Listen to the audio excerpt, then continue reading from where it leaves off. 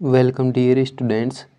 आज अपन इस वीडियो में जो BA first semester political science है, इस पर अपन 10 महत्वपूर्ण प्रश्न देखेंगे।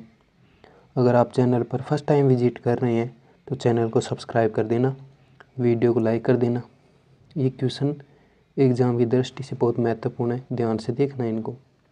फर्स्ट क्वेश्चन है, भारतीय राष्ट्रीय आंदोलन के जन्म और विकास की विवेचना कीजिए। यानी जो भारतीय राष्ट्रीय आंदोलन है उसका जन्म कैसे हुआ, बाद में विकसित कैसे हुआ, वो समझाना है अपन को। तो भारतीय राष्ट्रीय आंदोलन का जन्म 19वीं शताब्दी के उत्तरार्ध में हुआ। इसका उद्देश्य ब्रिटिश शासन के खिलाफ राजनीतिक चेतना और स्वराज की स्थापना थी। प्रारंभ में आंदोलन है उसका स्वरूप संकल्पनात्मक और सुधारक था। बाद में भारतीय राष्ट्रीय कांग्रेस की स्थापना हुई 1885 में। उसके बाद असहयोग, सत्याग्रह और कांग्रेस के विभाजन जैसे राजनीतिक रुझान आए। इस आंदोलन ने स्वतंत्रता की दिशा में जनता को संगठित किया। नेक्स्ट क्वेश्चन पे चलते हैं, ये इंग्लिश में देख लेना वीडियो को रोककर। क्वेश्चन नंबर 2 है, भारतीय राष्ट्रीय कांग्रेस और अन्य राजनीतिक दलों की भूमिकाएं बताइए। तो भारतीय राष्ट्रीय कांग्रेस स्वतंत्रता आंदोलन की प्रमुख शक्ति थी। इसमें राष्ट्रीय मुद्दों पर विचार विमर्श और आंदोलनों का नेतृत्व हुआ।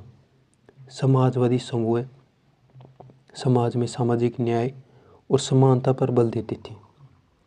हिंदू महासभा, राष्ट्रीय स्वयंसेवक संघ (आरएसएस) ने सांस्कृतिक और धार्मिक दृष्टिकोण से राजनीतिक गतिविधियों में भाग लिया। इन दलों ने स्वतंत्रता और सामाजिक चेतना के आंदोलन को प्रभावित किया। ये इंग्लिश में देख लेना।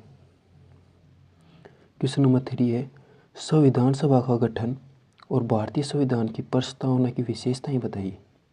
इन संविधान सभा का गठन कैसे हुआ और अपन को प्रस्तावना की विशेषताएं बतानी है।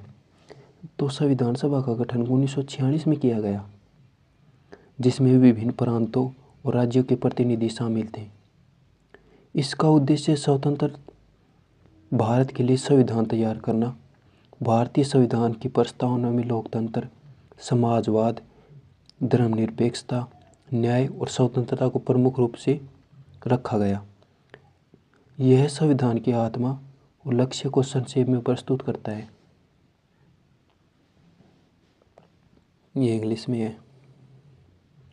क्वेश्चन नंबर 4 है, मौलिक अधिकार और मौलिक कर्तव्य के महत्व की व्याख्या कीजिए। तो मौलिक अधिकार नागरिकों को स्वतंत्रता, समानता और न्याय प्रदान करते हैं। इनमें अभिव्यक्ति की स्वतंत्रता, धर्म की स्वतंत्रता, समानता और न्याय शामिल है। मौलिक कर्तव्य नागरिकों के नैतिक और सामाजिक दायित्वों को स्पष्ट करते हैं।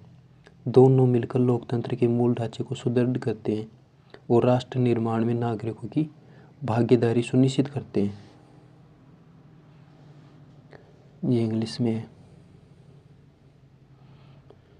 क्वेश्चन नंबर 5 है, संविधान संशोधन की प्रक्रिया और अनुच्छेद 370 एवं 35A का महत्व बताइए।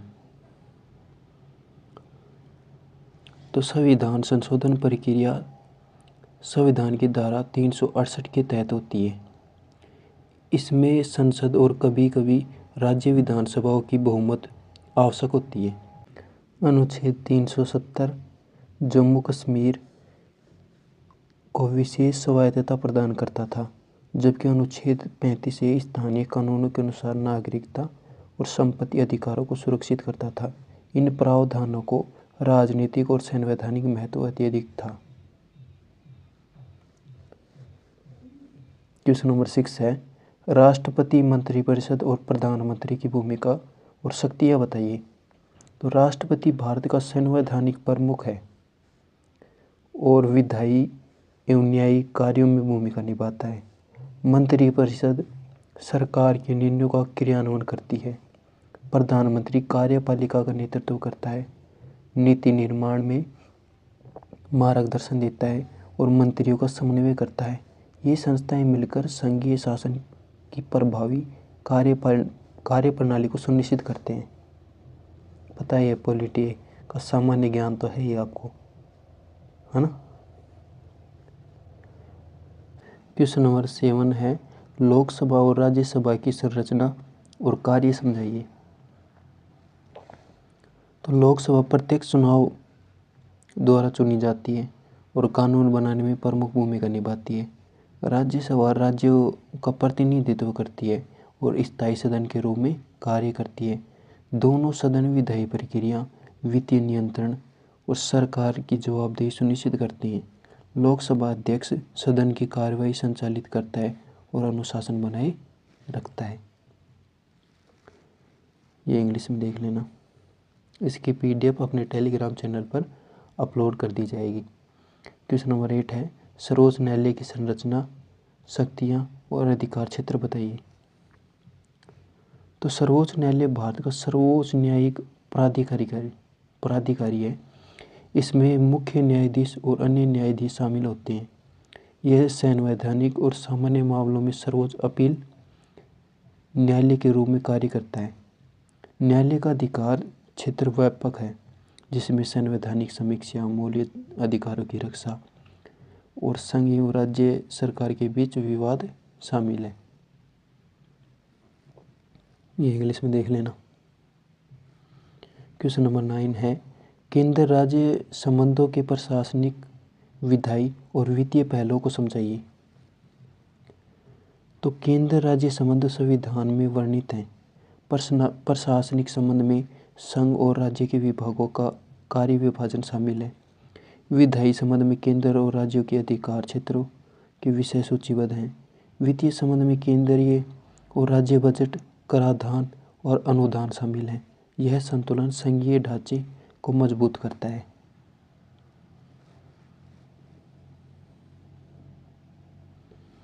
क्वेश्चन नंबर 10 है, निर्वाचन आयोग की संरचना, कार्य और शक्तियाँ बतानी है अपन को। तो निर्वाचन आयोग एक स्वतंत्र संवैधानिक संस्था है। इसमें मुख्य चुनाव आयुक्त और अन्य चुनाव आयुक्त शामिल होते हैं। यह स्वतंत्र और निष्पक्ष चुनाव सुनिश्चित करवाता है। आयोग के कार्य में निर्वाचन प्रक्रिया का संचालन, चुनाव आचार संहिता का पालन कराना और चुनावों के विवादों का निपटारा करना शामिल है। ऐसे करके इस वीडियो में 10 मोस्ट इंपोर्टेंट क्वेश्चन कंप्लीट हो गई। चैनल को सब्सक्राइब कर देना, वीडियो को लाइक कर देना। वीडियो थोड़ा भी हेल्पफुल रहा हो तो कमेंट के माध्यम से बताना। धन्यवाद।